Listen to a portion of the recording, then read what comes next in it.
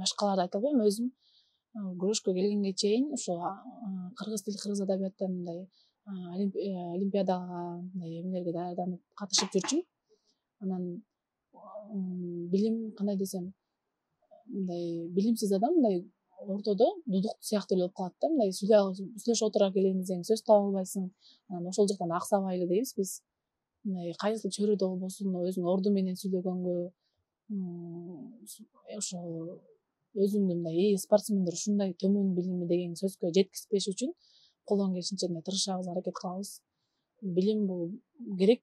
Кайсыл гана учур спорт эмес, башка билим керек деп айтам да. Убакытыбыз болсо эле ошо билим алганга аракет кылабыз.